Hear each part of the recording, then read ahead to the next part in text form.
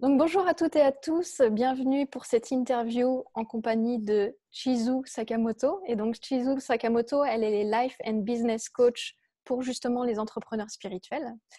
Et aujourd'hui, la thématique que j'avais envie d'aborder avec toi, Chizu, c'est que justement, tu me parlais que de manière générale, il y avait une dissociation souvent quand on rentre dans l'entrepreneuriat, la dissociation entre le fait de on veut mettre sa part intuitive de côté pour se consacrer à fond dans le business et que ça, c'était souvent une erreur qui était faite. Et donc aujourd'hui, justement, la thématique, c'était de comment justement utiliser son intuition au service du développement de son activité ou son business. Donc voilà, j'avais envie de Tout à te fait. laisser la parole pour te présenter aussi personnellement si tu veux rajouter quelque chose et aussi dire en quoi tu vois cette thématique t'a touché aussi dans ton parcours personnel. Oui, eh bien merci Aurélie pour cette opportunité de m'exprimer. Effectivement, j'ai été touchée par cela dès les débuts de mon activité, puisque j'ai eu une activité qui a démarré donc en 2014 sur un thème complètement différent de maintenant. À l'époque, j'étais nutritionniste spécialisée dans la nutrition du sportif, donc on en est très très loin de ce que je fais actuellement. Mais justement, j'avais suivi un chemin tout préétabli en fait. Donc, j'avais tablé sur mes compétences, sur mes forces, sur mes diplômes. Mais intuitivement, je voulais me diriger sur autre chose, sur le côté émotionnel, etc. Mais je ne m'autorisais pas à le faire. Parce qu'on m'avait dit qu'il fallait que je reste sur mes compétences, sur mes valeurs actuelles. Et puis, c'était comme ça que l'on faisait les choses et qu'il fallait que je m'adresse à une cible en particulier. Donc, je me suis formée dans le marketing. J'ai développé beaucoup de choses au niveau de la communication. Mais quoi qu'il arrive, il y avait cette petite voix dans ma tête qui me disait, mais il y a peut-être autre chose, il y a peut-être une autre dimension, il y a peut-être d'autres choses à explorer. Donc, je l'ai suivi, cette petite voix, avec pas mal de formations, encore une fois, parce que moi, je suis une dévoreuse de formation, avec un gros complexe d'illégitimité incroyable. Je pense que beaucoup de monde va se Ouais. retrouver là-dedans. Et donc, je dévorais les formations en essayant tant bien que mal d'essayer de lier tout ça, mais ça avait un peu ni queue ni tête. Un coup, ça portait dans l'énergétique, un coup, c'était sur la naturopathie, un coup, sur la nutrition. Enfin, il n'y avait pas vraiment de cohérence. Et on me disait encore et encore en coaching de marketing et tout ça, il faut que tu restes sur une seule pensée, que tu diriges les gens pour que ça soit clair pour eux. Mais finalement, quand ce n'est pas clair pour nous-mêmes, ça ne fonctionne pas très bien. Donc, ça a fait quoi? Ça a fait que finalement, j'étais un petit peu en galère parce que malgré tout ça, malgré tout ce que je proposais, eh bien, je n'étais pas vraiment dans la prospérité, hein. Je galérais, j'étais entre 1500 et 1800 euros, donc ce qu'il fallait à peu près pour vivre. Mais j'enchaînais les journées, j'enchaînais les patients, les clients. Et ce n'était pas vraiment ça ce pourquoi j'avais signé en tant qu'entrepreneur. Et je me suis dit, OK, la vérité est peut-être autre part, il va peut-être falloir vraiment s'écouter. Et c'est là où j'ai finalement démarré tout un travail dans la spiritualité, dans l'écoute de soi de manière générale. Et, et c'est vraiment en creusant donc toutes ces choses-là. Donc, qu'est-ce que ça faisait par rapport à la vibration que l'on renvoyait, ces histoires sur la loi d'attraction, toutes ces choses qu'on n'arrête pas de nous répéter, hein, on magnétise finalement ce que l'on est. Qu'est-ce que c'était tout ça? J'ai voulu creuser un petit peu plus et m'autoriser finalement à suivre mon instinct, à suivre cette petite voix qui n'arrêtait pas de me rabâcher ça depuis 2014. Donc, j'ai attendu jusqu'à 2018, hein, quasiment. Ouais, Donc, 4 très, très ans. tard. Et oui, Ouais. 4 ans après, avant de réaliser que finalement, j'avais perdu du temps à ne pas m'écouter, à ne pas écouter cette petite voix.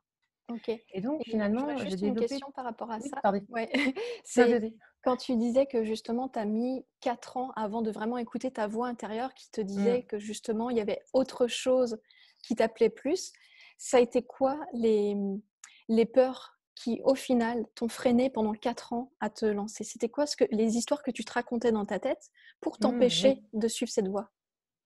Eh bien oui, il y avait pas mal d'histoires. Déjà, je viens d'un contexte scientifique, hein. Je suis docteur en biologie à l'origine. Je Ouais. travaillais vraiment dans le laboratoire. Donc c'est la science même de la vie, mais malgré tout une science. Et, et pour moi, on m'avait enseigné un peu le côté mathématique que 1 plus 1 égale 2. Donc tu fais telle action, et donc tu as tel résultat. C'est logique. Tu Mmh. impulses telle chose dans ton économie, tu investis en toi, etc. Ça doit te donner tel résultat. Mais je me suis aperçue en fait qu'on avait, pour pas mal de gens, une sensibilité très particulière qui faisait que ça ne marchait pas avec tout le monde. Ça marche avec certaines personnes, c'est sûr, mais pour les gens comme moi qui sont vraiment dans le côté empathique, dans le côté qui ressentent très très fort les émotions, ça n'est pas suffisant.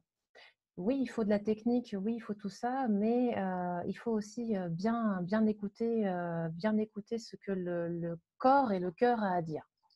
Donc, le frein était ça, c'est que finalement, écouter le fait que ton corps a quelque chose à te dire, déjà là, tu te dis, bon, on sort un petit peu des sentiers battus. Ensuite, il fallait faire encore je pensais du coup qu'il fallait que je m'affiche d'une manière très personnelle, il fallait que je me montre telle que je suis et que j'arrête un petit peu de me cacher derrière des diplômes bien établis. Donc, la peur d'être pas accepté pour ce que l'on est, la peur de finalement se dire, que les amis ou même les proches se disent, mais attends, elle a fait toutes ces études super scientifiques et puis maintenant elle est carrément dans quelque chose d'ésotérique, de pas palpable.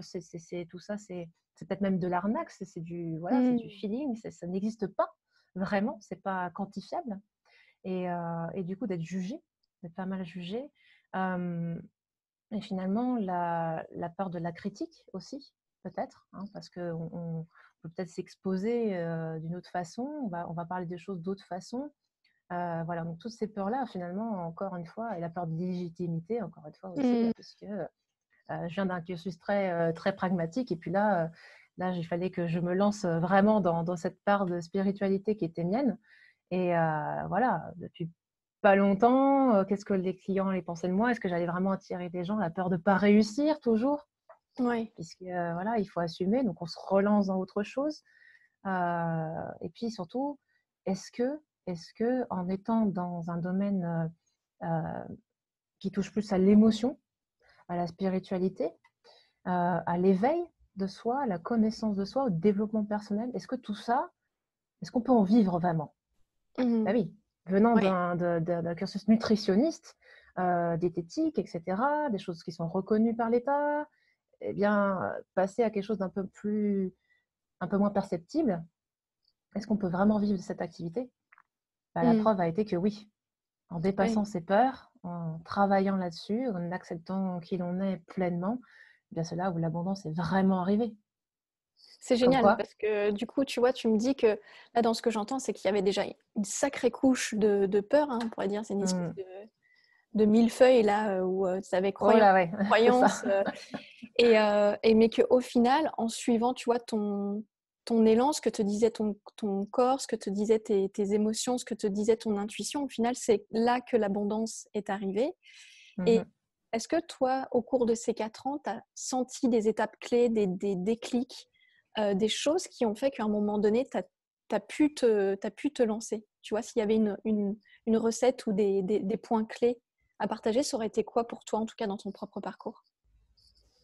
Alors, plus que des points clés, je pense que ça a été toujours une attitude d'aller trouver l'inspiration, d'aller chercher l'inspiration, de me dire que finalement, quel que soit le domaine dans lequel on est, en tant qu'indépendant, on est entrepreneur.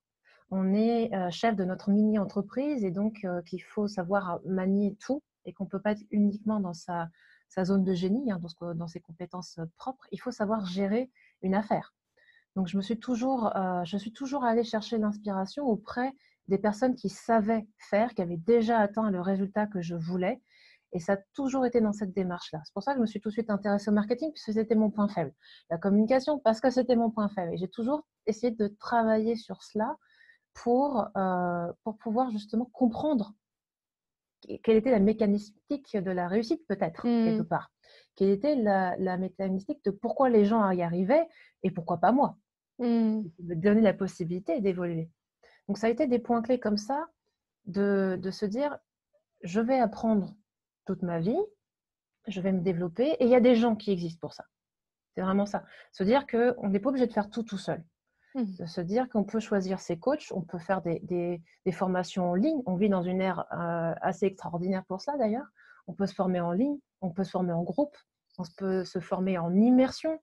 On peut trouver donc des coachs particuliers, on peut trouver dans tous les domaines. Mais vraiment, ce qui a été le véritable pivot, c'est quand je suis passée au coaching personnel, c'est-à-dire vraiment one-to-one, et c'est plutôt un mentoring, où j'ai choisi une coach qui m'a aidé à me transformer émotionnellement. Donc ouais, on a fait du business, c'est sûr. Mmh. On a travaillé sur l'offre, on a travaillé sur tout ça, hein, tous les trucs terre à terre, business. Mais le plus gros travail, ça a été sur justement ces émotions, ces blessures cachées, sur la certification, le millefeuille, comme tu dis, Mmh. effectivement, qui cachait même la forêt, Ouais, qui bah, bien était la sûr. source de tout ça, voilà, pour finalement faire la paix et avancer avec ce que l'on est. Voilà, Mmh. ça a été Ouais. vraiment le pivot et ça a été effectivement, ça a été 2018. OK. Bah, oui, C'est c'est tout récent. super intéressant parce que j'en viens aussi, en tout cas moi avec, les années, à la même conclusion, c'est que, ça sert à rien de s'acharner dans du faire si à un moment donné on va pas à la source, c'est-à-dire les blocages internes, les croyances limitantes qui entraînent au final des actions qui sont pas justes et qui vont C'est renforcer ces ça. croyances limitantes. Donc toi, ce que tu as fait, c'est qu'à un moment donné, tu as décidé de te faire accompagner personnellement pour retirer, juste en tout cas travailler sur les blessures, travailler sur éventuellement certains traumatismes ou en tout cas des choses qui t'empêchaient d'être la femme que tu es aujourd'hui et qui est en pleine Exactement. croissance et en train de se réaliser, quoi. C'est ça, c'est ça. Et en plus, c'est ça qui est amusant, c'est que tout peut se faire progressivement. Donc, il y a des phases de déclic comme ça. Ensuite, on digère. Et après avoir digéré, ça se concrétise. Il faut aussi être un peu patient avec nous-mêmes, hein. C'est que ça ne se fait pas non plus du jour au lendemain, mais il y a des pivots comme ça. Et des fois, on a besoin de quelqu'un pour nous sortir de la zone de confort et faire ce travail. Et du coup, maintenant, c'est ce que je fais avec les gens, forcément, Ouais. puisque j'ai bien compris comment tout ça fonctionnait et j'en apprends tous les jours. Et voilà. Mais si on ne le fait pas, c'est vrai qu'au bout d'un moment, la vie va nous renvoyer ça en miroir. Les choses sont bien faites quand même parce que au bout d'un moment, on va nous foutre devant un miroir qui va nous dire bon, bah là maintenant, il va falloir que tu t'occupes de ça. Mm. Sinon, ça risque de coincer un petit peu. Ah, sinon, Voilà, ça revient, hein. Ça va revenir de différentes ça manières revient. jusqu'à ce qu'à un moment donné, on l'ait en pleine face et puis on se dise, bon, ok, il serait peut-être temps Voilà. que je gère Donc, ce truc-là si je... autant pas attendre trop tard. Oui, c'est Ouais, ça. ouais, ouais, je comprends. Et donc, voilà, aujourd'hui, toi, ce parcours initiatique, on va dire, c'est Mhm. quelque chose aujourd'hui que tu proposes pour éventuellement aider des femmes entrepreneurs, ou voire même, tu m'avais dit aussi parfois des hommes entrepreneurs, Mhm. à pouvoir justement, on va dire, fluidifier cette quête sans que ça prenne, comme tu dis, toi, ça a pris 4 ans parce que tu as mis du Mhm. temps à cheminer. Mais bon, voilà, il y a cette possibilité aussi en se faisant accompagner. Et toi, c'est ce que tu proposes aujourd'hui, de pouvoir faire en sorte que ça puisse processer de Accélérer, manière c'est voilà, ça. plus rapide. Ok. Finalement, accélérer la rencontre de ces pivots pour que tout se mette en place et surtout que la difficulté des entrepreneurs, c'est de trouver leur patte, c'est de trouver qu'est-ce qui fait qu'ils ils sont eux-mêmes, quelles que soient les choses qu'ils font. Donc, c'est ça qui permet aussi de ne pas s'éparpiller, de ne pas suivre 10 millions de stratégies et puis finalement revenir au point de départ. Moi, j'ai même beaucoup d'entrepreneurs qui me disent bah oui, mais moi, je sais tout ça. Tout le marketing, le machin, la pub Facebook, euh, tous ces trucs-là, je sais. Mais il n'y a rien qui fonctionne avec moi. Mm. Il faut débobiner, il faut débobiner. Tout ça, c'est de la technique. C'est de la compétence à avoir peut-être sur certains trucs, mais il vaut mieux être focus sur une seule stratégie qui est la nôtre et qui est vraiment la nôtre. Et combien de personnes finalement j'ai finalement fait cracher d'une certaine façon parce que moi Mm. j'ai rien fait. Je leur ai juste fait admettre que eh bien finalement ils avaient envie de devenir conférenciers Mm. alors qu'on les avait conseillé de faire du coaching one-one haut de gamme, etc.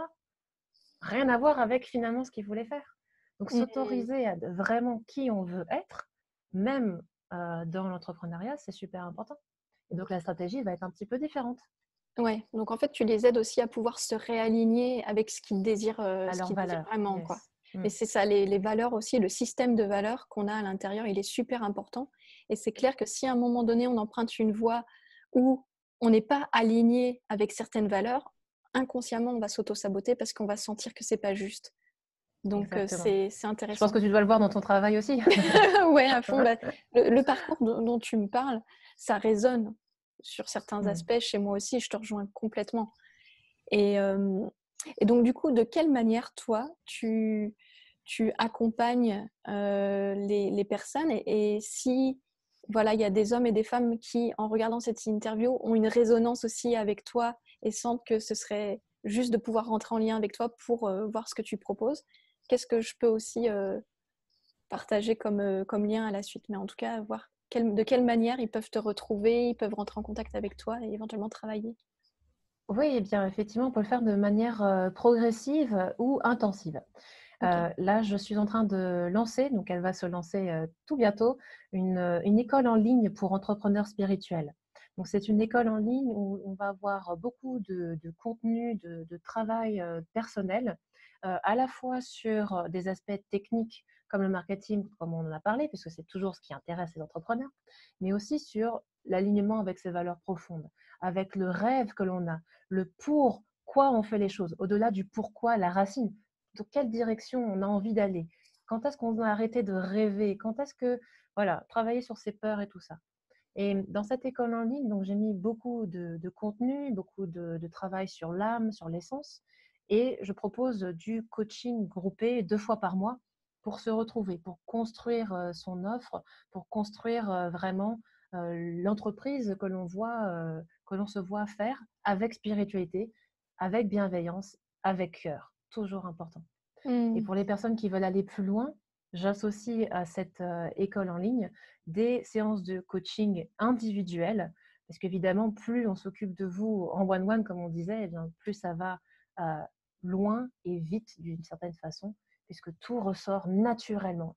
Et le faire devient alors naturel, justement.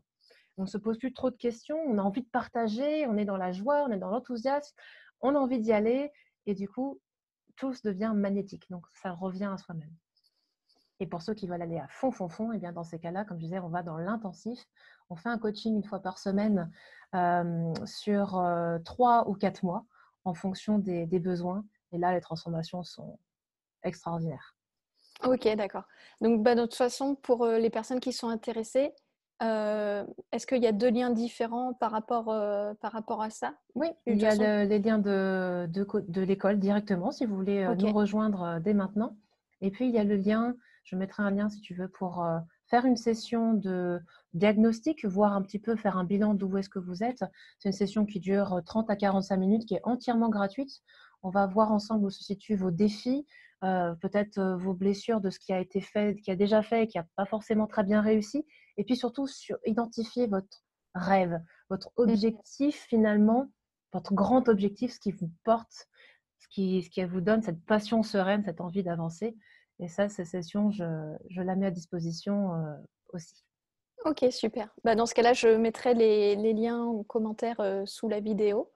Et puis Avec comme ça, plaisir. ben, vous pourrez contacter Chizu et voir quelle est on va dire, la proposition qui vous convient le mieux. Et puis, bah, ne serait-ce que aussi découvrir aussi toi ton univers. En tout cas, Oui, voilà, les liens seront présents. Bah, écoute, en tout cas, je te remercie pour ce partage. merci beaucoup. Est-ce qu'il y aurait quelque chose que tu aurais l'élan de partager pour, on va dire, clôturer cette interview?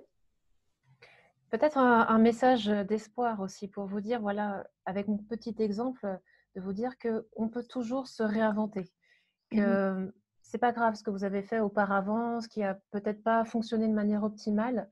On va reprendre tout cela et puis on va en faire quelque chose qui est vraiment vous.